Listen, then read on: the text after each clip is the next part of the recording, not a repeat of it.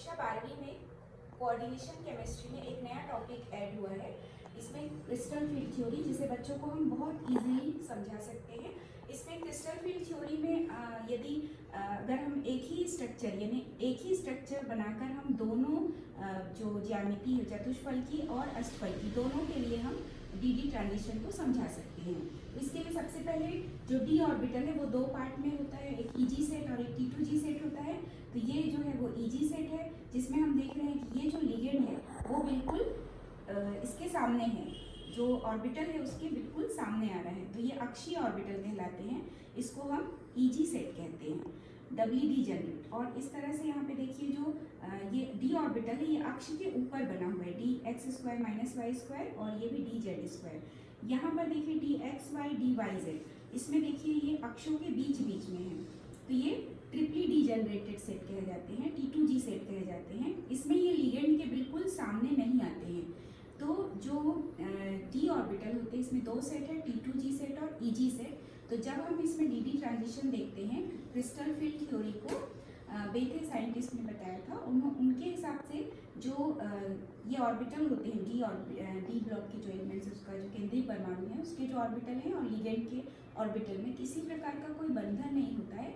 एक तरह से इनके बीच एक आकर्षण बल कार्य करता है। जो लिगेंड होते हैं वो धनावेशी लिगेंड जो होते हैं वो ऋणावेशित और उदासीन हो सकते हैं। तो ये पॉइंट चार्जेस की तरह कार्य करते हैं और इनके बीच में एक इंटरेक्शन जो होता है वो आयनिक बॉन्ड की तरह होता है।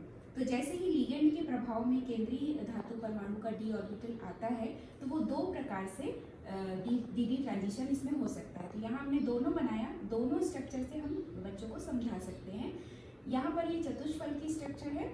चतुष्फलकी ज्यामिति के लिए इस तरह से ट्रांजिशन होगा, यानी इसमें EG सेट नीचे और T2G सेट ऊपर, क्योंकि यहाँ पर जिस सेट में हम देखते हैं कि जहाँ पर लिगेंड डायरेक्ट केंद्रीय परमाणु के सामने आ जाता है वहाँ पर प्रतिकर्षण का मान बढ़ेगा और इसकी ऊर्जा बढ़ जाएगी, तो ये ऊपर चला गया, और EG सेट नीचे, इसकी ऊर्जा कम होगी। ये चतुष्फलकी के लिए है। लेकिन जब हम अष्टफलकी स्ट्रक्चर की बात करते हैं तो वहाँ पर ये जो T2G सेट है इसकी ऊर्जा कम है और EG सेट की ऊर्जा अधिक है, क्योंकि इस स्थिति में हम देख रहे हैं अष्टफलकी ज्यामिति की स्थिति में जो EG सेट है वो लिगेंड के बिल्कुल सामने आता है, कांटेक्ट में आता है, तो वहाँ प्रतिकर्षण का मान अधिक होगा तो ऊर्जा बढ़ जाएगी, तो यहाँ पर इसकी ऊर्जा बढ़ेगी। तो ये एक ही स्ट्रक्चर में हम ये दोनों बता दिए। और इनके बीच जो ऊर्जा डिफरेंस होता है, यानी इसको अगर हम चतुष्फलकी की बात करते हैं तो इसको डेल्टा T से दर्शाते हैं और इसको हम डेल O से दर्शाते हैं, क्योंकि ऑक्टाहेड्रल कॉम्प्लेक्स है और ये टेट्राहेड्रल कॉम्प्लेक्स है। इनके बीच में जो एनर्जी का डिफरेंस होता है, अगर नीचे की तरफ आते हैं तो -0.6 है और ऊपर की तरफ जा रहे हैं तो 0.4 होता है, और यहाँ पर नीचे की तरफ 0.4 है और ऊपर की तरफ 0.6 होता है। तो इस तरह हम बहुत आसानी से बच्चों को चतुष्फलकी और अष्टफलकी स्ट्रक्चर में डी ट्रांजिशन को समझा सकते हैं। यदि हम बात करते हैं किसी दुर्बल क्षेत्र उत्पन्न करने वाले लिगेंड की, तो दुर्बल क्षेत्र वाले में निम्न डेल्टा O होता है और उच्च चक्रण संकुल बनता है। इसी तरह से जो प्रबल क्षेत्र उत्पन्न करने वाले लिगेंड होते हैं उसमें उच्च डेल्टा O होता है और निम्न चक्रण संकुल बनता है।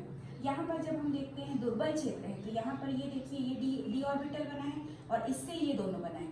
तो इसमें क्या है, ये नीचे 3 है और ऊपर 2 है, तो ये दुर्बल क्षेत्र लिगेंड है, यानी यहाँ लिगेंड जो है वो कुंड नियम के विपरीत इलेक्ट्रॉन्स का पेयरिंग नहीं करा पा रहा है, इसलिए इसमें 2 इलेक्ट्रॉन ऊपर चले गए।